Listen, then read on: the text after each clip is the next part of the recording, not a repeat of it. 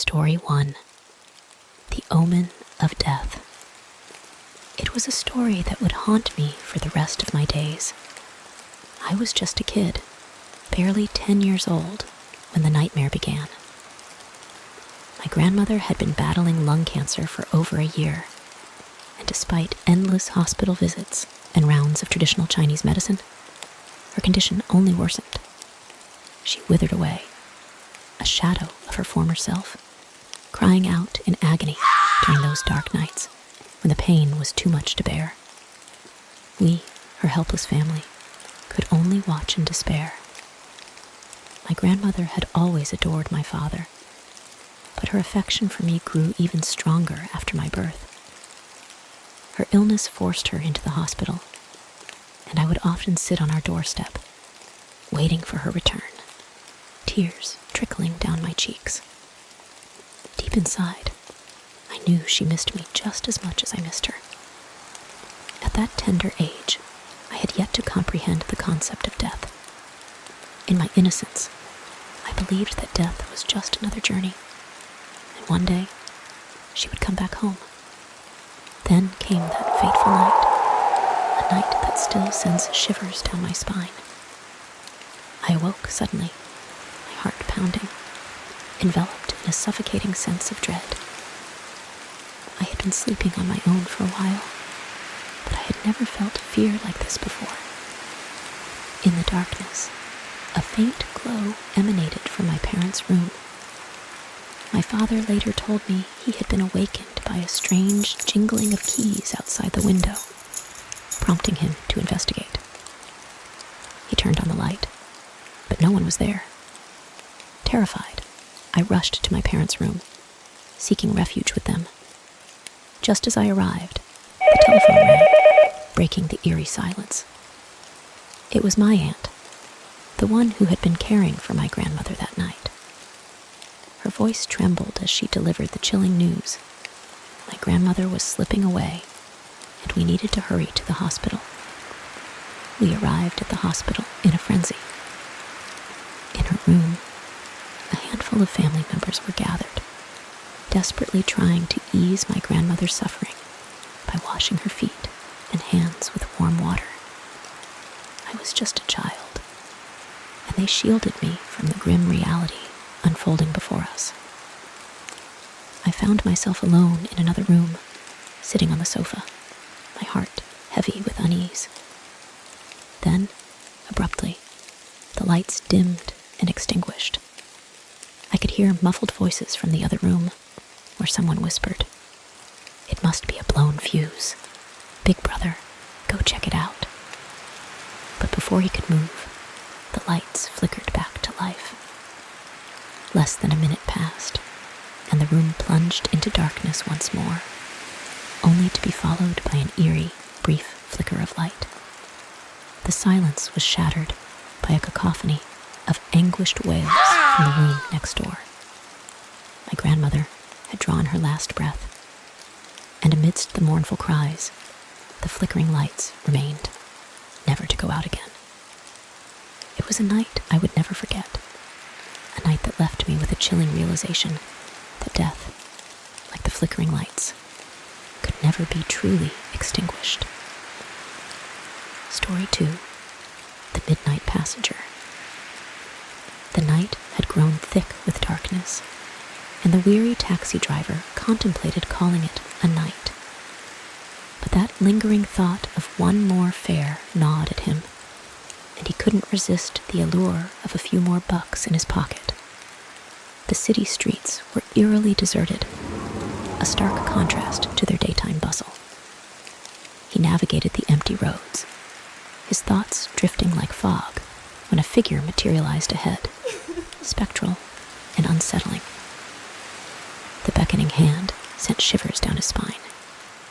The serene night had suddenly birthed an unsettling unease, a nagging feeling that whispered of things better left unthought. Ghosts.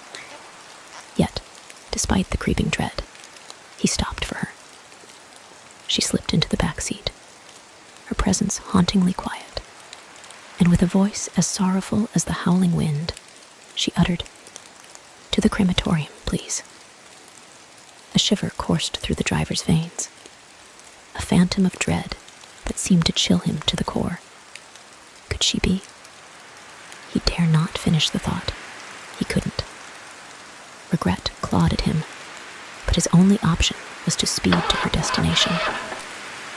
The woman's face was an ethereal mask, deathly pale. Her silence, an eerie soundtrack to the ride.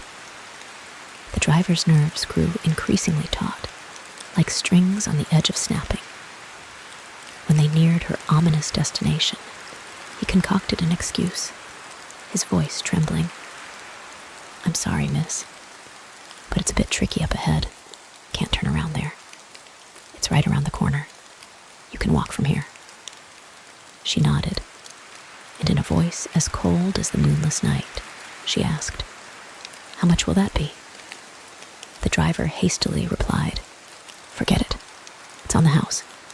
It's late, and it's not safe for a lady like you out here alone. Forget it."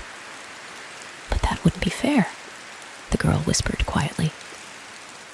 "Let's just leave it at that," he insisted.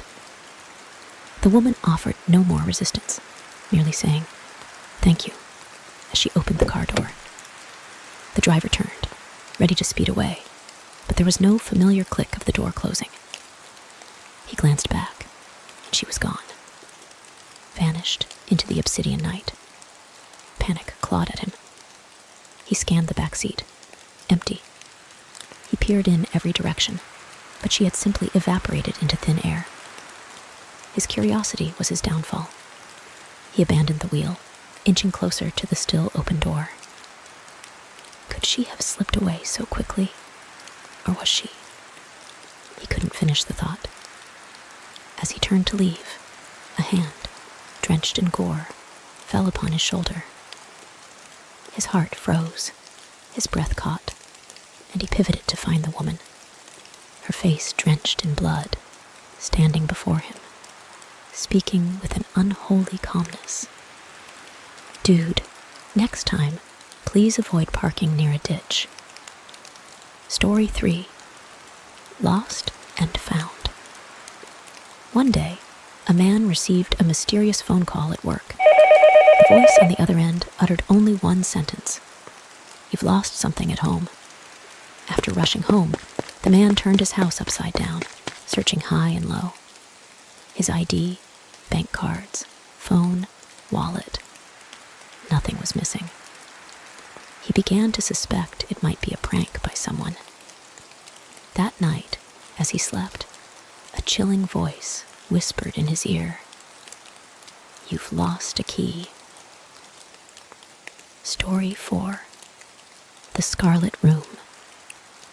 In a sprawling metropolis, a young woman hailing from a remote town received the thrilling news that she had secured a place at a prestigious Tokyo university. With determination in her heart, she prepared to embark on a journey of independence, starting her new life in the heart of the bustling city. Her new life kicked off in a peculiar fashion when she moved into an old, enigmatic apartment building. As she settled into her new abode, she stumbled upon an unusual discovery: a small, inconspicuous hole in the wall of a room. This hole offered an eerie window into the room next door. Unable to resist temptation, she succumbed to curiosity and began to clandestinely peer through the hole. On the other side, an unsettling and vibrant crimson hue dominated the room. Her imagination ran wild, considering the possibility of a neighbor's obsession with red, perhaps adorning the walls with macabre artwork. Day by day, the young university student couldn't break free from the compulsion to observe the room beyond the hole. It was a continuous sea of crimson, unchanging and disturbingly captivating. As her fixation grew, she found herself obsessed with the occupant of that room and the mystery it held.